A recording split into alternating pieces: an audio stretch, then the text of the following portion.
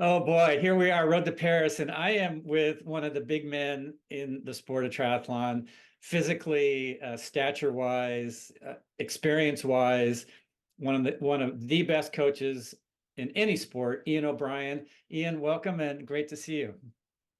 Yeah, thanks for having me on board, Mark. I'm looking forward to today's chat. Thank you. And thanks for giving me that intro. It's a bit more than I deserve, I think, but I appreciate it.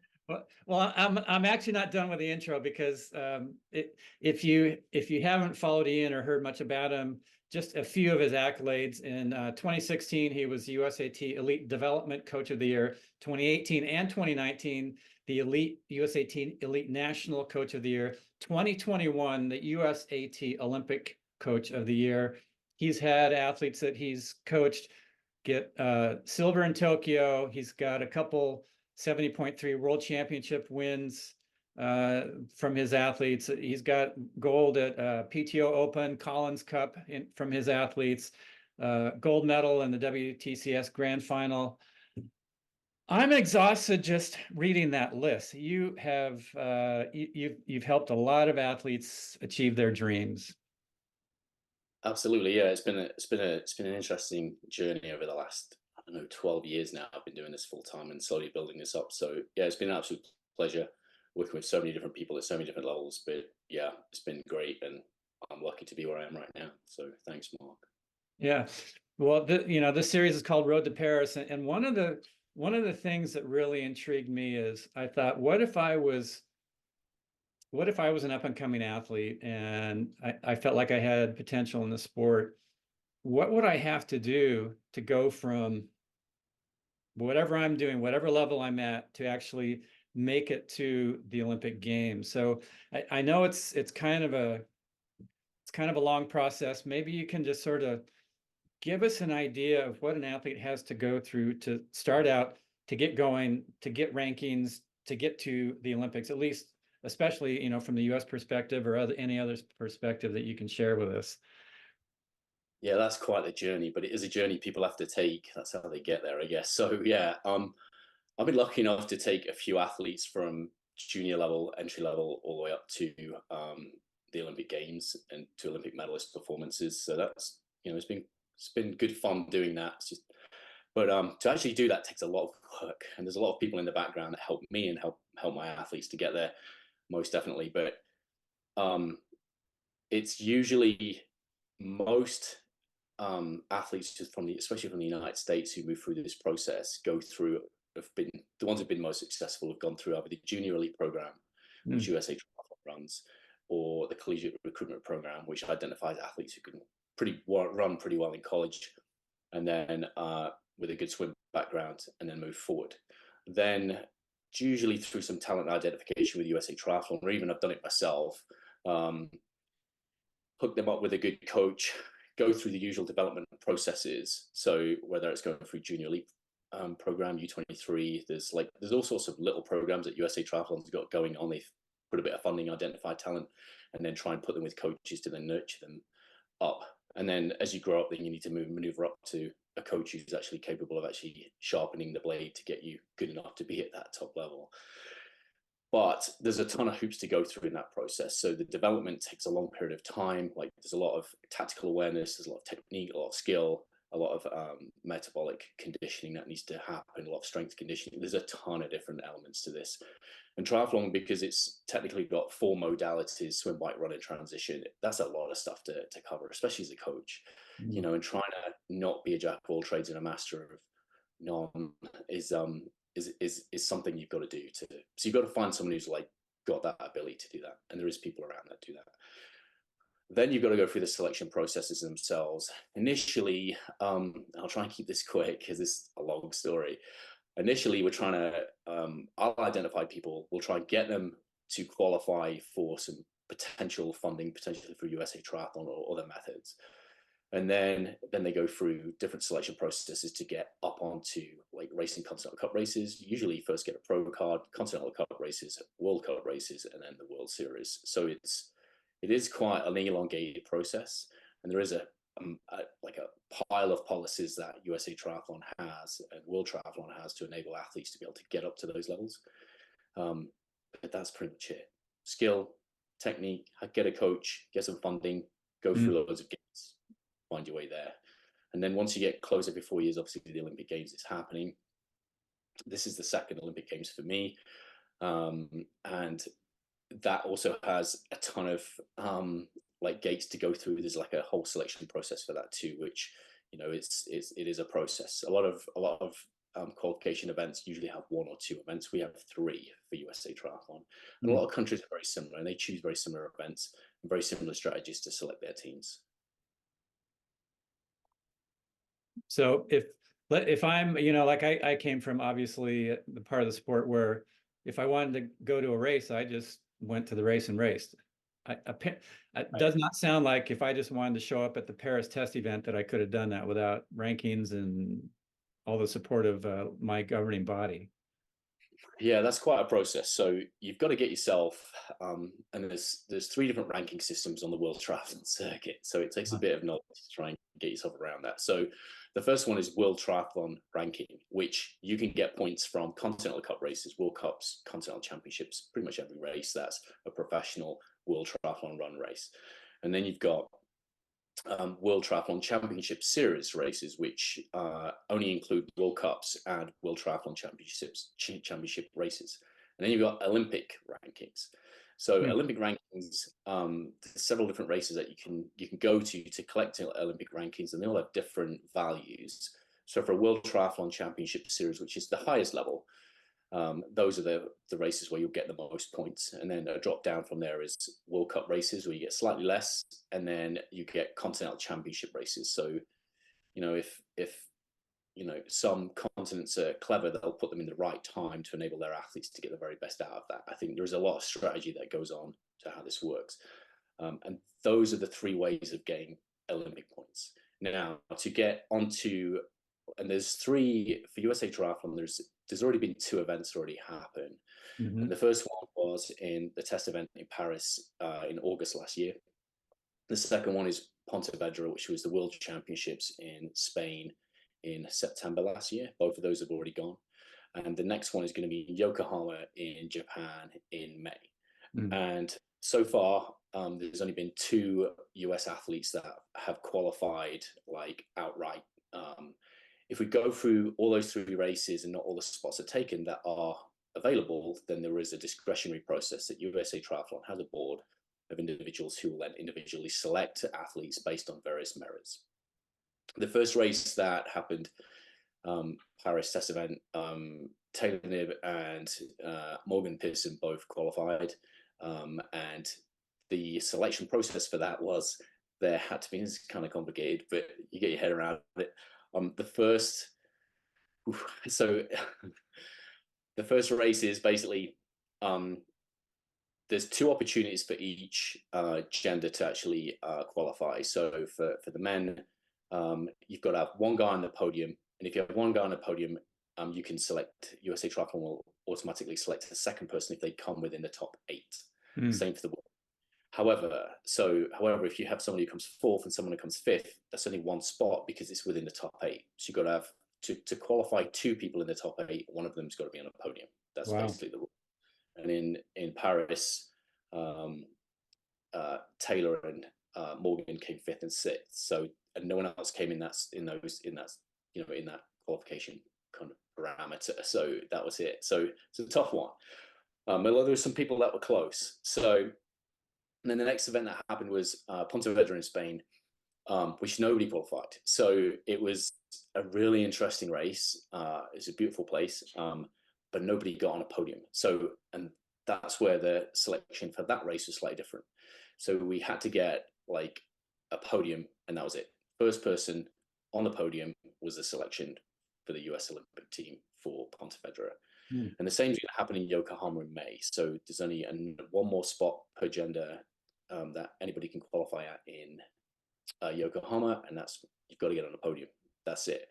After that, then all the information that gets collated at the end of the selection period. So once all the points and everything's been done, so it's not a lot of time. It's quick turnaround, and USA Triathlon have to get their stuff together with everybody and have all their processes, which they do a very good job of.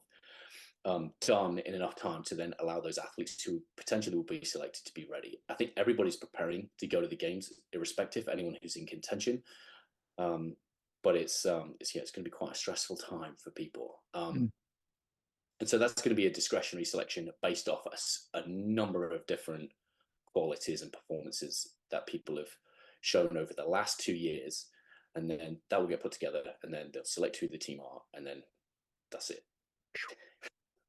So I know it's crazy. Oh it's my a God. lot. I tried to cut that down, but it's a lot. And yeah, it's a lot. And but yeah, this is the second time I've gone through this specifically. I had some athletes before Rio, but they were not like in any way in contention.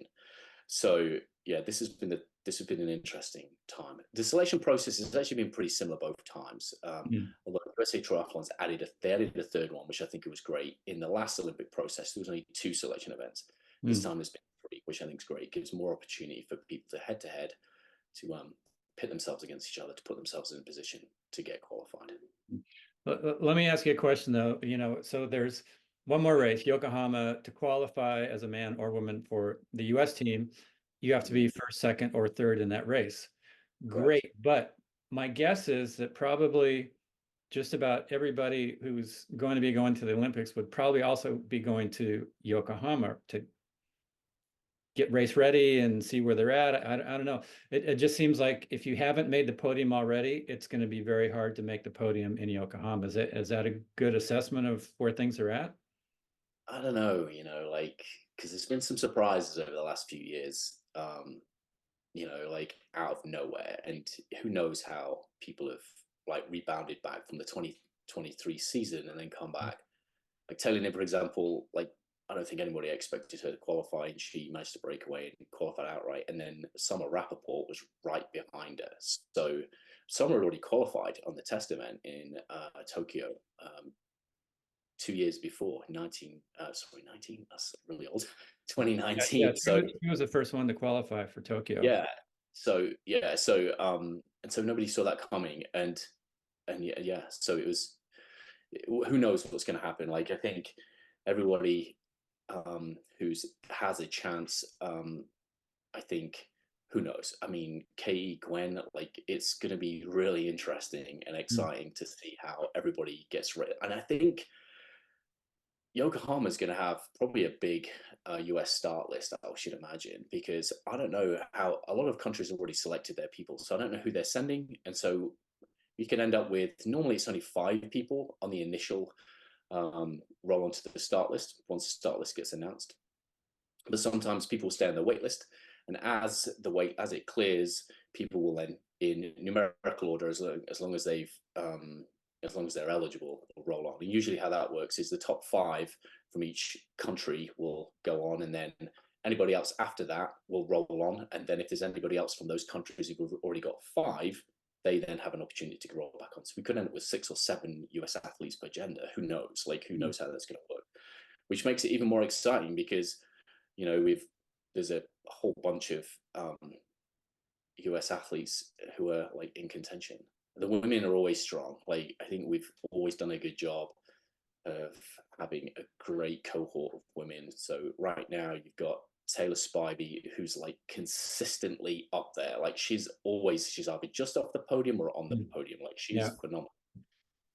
She's ranked number 1 in World Series points. Next up is Summer Rappaport. She's I've been working with her for about 18 months now. We're developing a lot of things. She's always been really, really good, but her bike has been a weakness. I've worked on that a ton. She's doing a great job of actually having an impact in races now. That's great.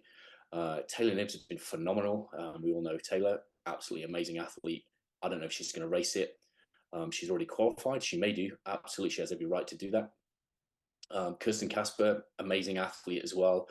I see her quite often actually at the pool. She's doing really well. She looks great. Who was there? Erica Ackerland as well. And then you've got Gina Serino, who's gunning for it, up and coming, just got on the national team. Gwen Jorgensen, who's an absolute legend, absolute phenomenal athlete and just a killer. And then Katie Zavirez, who's like, she's just phenomenal. So And those two, Katie and Gwen, are very similar right now in where they're at in their position. And I think they're kind of like trying to edge to make sure they, one, get on the start list to give themselves the best possible chance, and two, be ready. So all of those ladies are phenomenal, and they're all in great, from what I know, they're all in great shape. Guys are a bit of a mix. It's always been difficult for US men. I think we've not had, although we've got the best US men now that we've probably had for a long time. Yeah. Morgan Pearson, absolutely smashing it. Like, he's a great guy. He swims with us. He's coached by Ryan Bolton, who's a USA triathlon high performance director. Great guy, great coach. He coaches a few of the national team athletes as well. So I support them in that role. Matt McElroy is currently US ranked #1. And then you've got Seth Ryder. I think Seth's number 2 right now. And Morgan's number 3. Seth Ryder, great athlete, really good swimmer, phenomenal on a bike. His run's been improving really, really well. And then there's a bunch of other guys like who are like hanging around that, just outside the area. So Chase McQueen, phenomenal guy, up and coming. He actually worked with Parker Spencer for a few years. So Parker Spencer's had a lot to do with a lot of up and coming guys. And Dar Smith, also coached by Ryan Bolton. Who else have we got? There's a few others as well. And so it's going to be interesting. I think there may be less guys on the start list than there will be women if there is chances to roll on, but we'll see. But ultimately, they've got to have the potential to roll on, get on a podium. So far, pretty much all the athletes, all the female athletes have managed to get on a World Series podium, I think, apart from Erica and Gina. And in terms of men, Matt McElroy's had 1 and Morgan Pearson's had like 3, I think. So and that's it on the men's side. So we'll see how that goes. So there is the opportunity, there is a chance for the men there, but I think there's a lot of, there's a lot of chances. There's a lot of chance one of those ladies will get on there. I think there's a pretty good chance of that. So we'll see how it plays out. I don't know, but I'm looking forward to being there. So it should be fun. Yeah, I'm excited just hearing about it, just hearing all the opportunities, that the chance that somebody can make a breakthrough. Some of the, the more experienced athletes who are coming up, Katie and Gwen, and seeing how they do. I had the good luck to be with USAT and at the test event in Paris last summer. And I talked to a number of coaches from different countries, got to hang out with the US crew, including you. And it was pretty clear that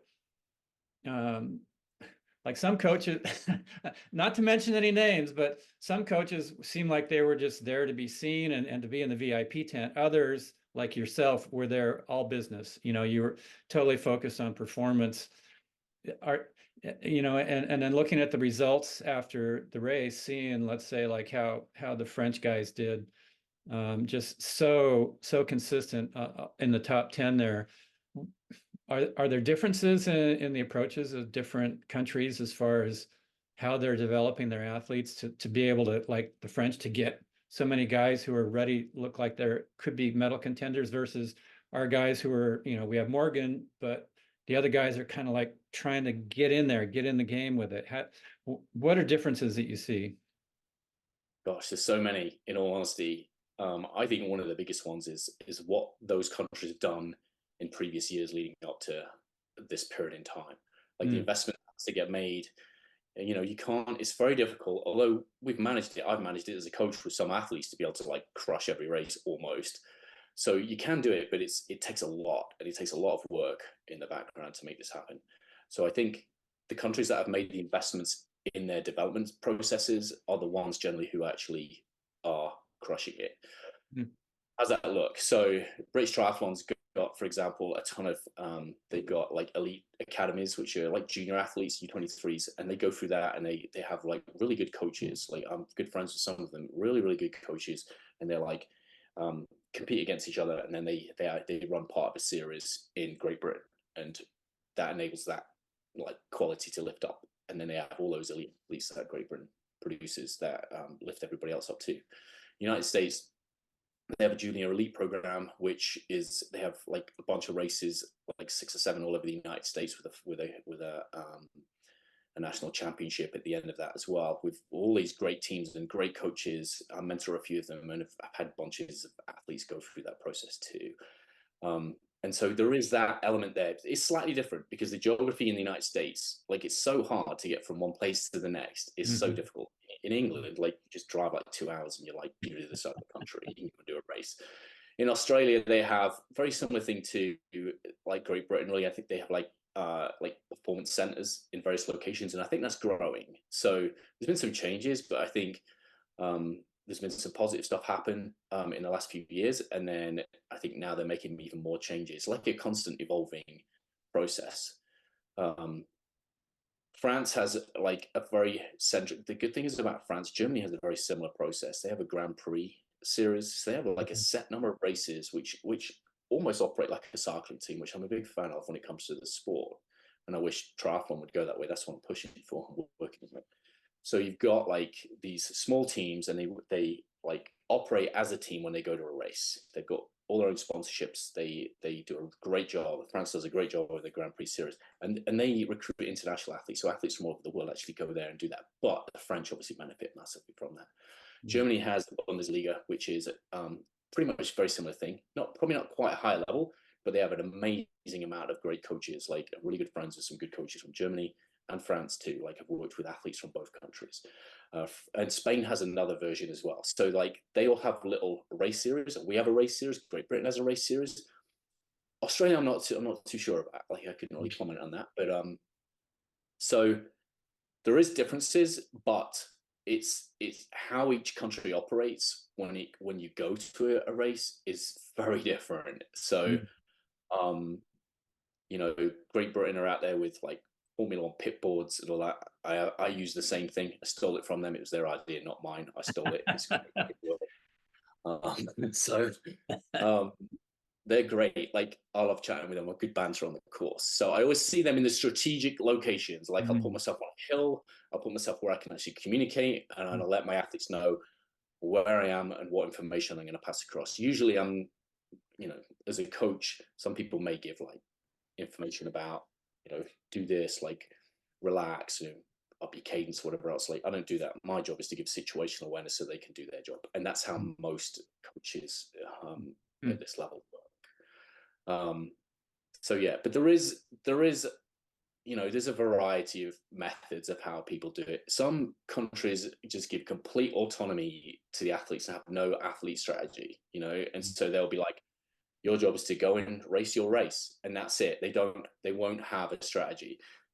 Other countries do, because they have more of a grip and a more of a kind of like a different approach of how they nurture athletes to be able to win races. Because at the end of the day, and this is my process, is I operate as a team. I have like a group of people, like massage therapists, strength coaches. I've got some great people with right now, and so do other people. It's very similar in all these places all over the world.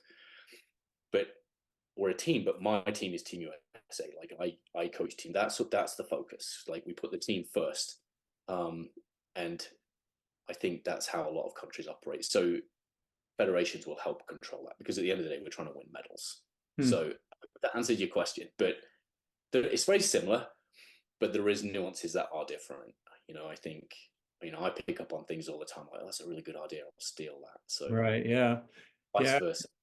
I had a conversation with Morgan, and kind of along these lines, and he said that like let's say the French guys, he said by the time they're 18, they've been racing each other weekend after weekend for 10 years, and so they have this vast pool of triathlon experience that, well, for example, he didn't get into the sport until 2018, so you know it's hard to make up that experience. And if there is that youth support, and they can just hone their skills as a triathlete, obviously it's kind of like how, let's say, swimming is here, or other sports where, you know, the United States or any other country excels.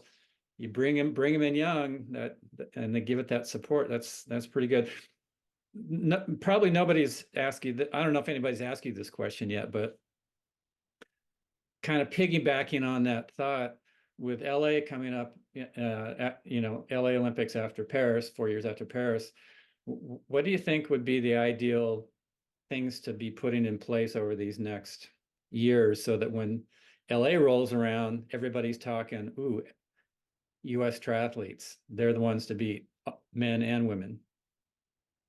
I think it goes back to the first thing I mentioned in the last question is setting the conditions for success by having a long-term goal. Like even right now, by the time we get to the games, if even though it's 4 years to the next one, that's not enough time. Like what we're trying to, the outcome we want needs to be thought about. Now, that's how I operate. Like I'm not thinking about nine. Although I, I use each games as a benchmark and make decisions based off that. Like I think from a strategic team point of view, from Team USA or any team, you need to really like be thinking about that now. Who are going to be those people? First of all, like what are we doing to develop them? Like where's funding coming from? How are we going to make this? Triathlon is a very small sport, and for it to grow, especially from the draft legal perspective, there's several things I think that need to happen, because I do believe it's growing. There's new organizations coming up, like PTO on the long course perspective, etc. And then Super League, Super Tri, as it's now going to be known, doing a great job. I think from a short course perspective, that is the way forward. Because if you've got teams like Super League are organizing, and then funding and stuff is going into that, it's far easier than to pay an athlete and move them forward. Right now, most athletes are actually paying for their own coaching and everything else, whereas that wouldn't happen in like football or anything, right? So for the team, for the sport to grow, we need to stadiumize it. We need to change the dynamics a bit more, and probably keep going in the direction. I think we're going in the right direction. It's just taking a bit of time. That process needs to be capitalized on now, so that when we get to LA in 4 years, we're good to go. In any federation who's got their head screwed on, will start thinking like, okay, what is it going to look like? I mean, we already know what the race circuit roughly is going to look like. Most triathlons are pretty similar. There's not a lot that's going to be different from a short course perspective, but the layouts, etc., are kind of what changes the demands of competition and how you train for it, and then how you develop those athletes to get there. So yes, find talent now, develop them, get them experience that they need, get them to rise to the top so they can get in a position to qualify, like we talked about earlier, and then launch them, push them forward, and give them all the support they need. I guess that's the key. Give them the experience, give them the support, give them the guidance. My last question is kind of a coaching question that I am super intrigued to get your thoughts on. Clearly, a lot of what athletes and coaches are looking at now are the metrics and the numbers, and the race strategies, and like in Paris, the speed of the current in the Seine, and there's a million different things like that. How much time do you spend as a coach kind of working with that other side of an athlete? What's going on up here? Because I know that ultimately they have to be able to handle pressure. They have to be able to rise up, and in many ways often go beyond those numbers. So I'll give you some, I'm very transparent with the way I coach and what I do. So I'll give you exactly what I do. There's no secrets. So that's probably the biggest part of what I do.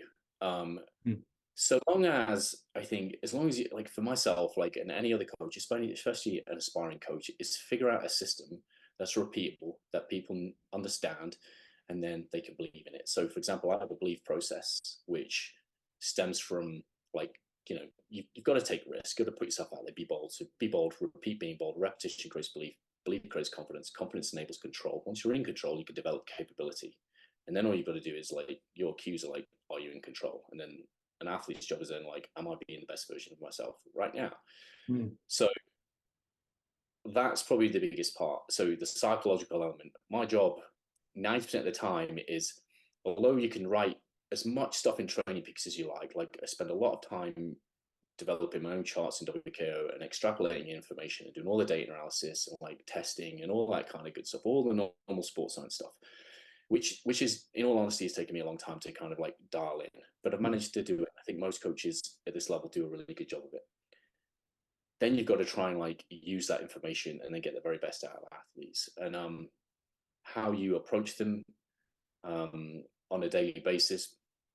Communication is key, and how you communicate is also key. Like I don't believe in typing 300, like 400, like I'm not going to give you any stories, but 1,000-word feedback on training peaks, because that's not coaching, that's training. Like, I want to interact with the person. I want to get the most out of them so that they can see where I'm coming from. I can see them, I can read their body language, and we can work together. And that's what's always been the best approach for me with my athletes, and they've always crushed it. Start going off on a tangent doing other things, then it is an issue. And that's where the psychological element comes in. If you allow distraction to come in, i.e. paralysis by analysis, so you've got to be like pretty short and sweet with the information you give back. If you give back too much, it's overwhelming. Like, if you're teaching somebody in the pool, you're generally working on 1 or 2 things. You're not working on probably 10 things that you can see. You wouldn't be a good coach if you were doing that. It's the same with every other part of what, you know, the feedback that we give in the communication we give. Focus on a couple of things at once, master them, move on, do the basics well, move on, etc. So that's the biggest part, the psychological part. The data analysis, the communication, everything else is a two-way street, you know. So, wow, super interesting. Well, this is going to be a pretty exciting year. I know you've got a lot invested in it, and you're really, you mentioned right before we started that you're really just focusing your attention on giving your athletes every bit of help, support, experience, coaching, advice, and knowledge as you can this year. And I can't wait. Paris is going to be pretty exciting. It's going to be a great journey.